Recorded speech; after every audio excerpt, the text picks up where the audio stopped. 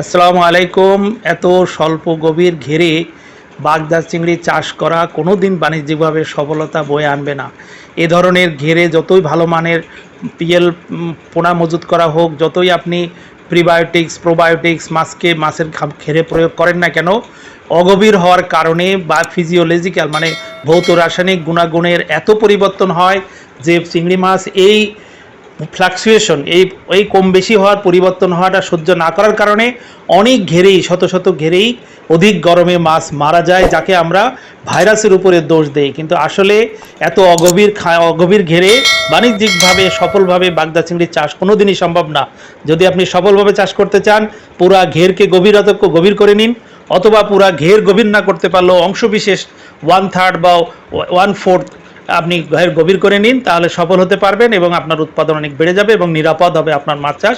যারা শুনলেন সবাইকে ধন্যবাদ। আল্লাহ হাফেজ।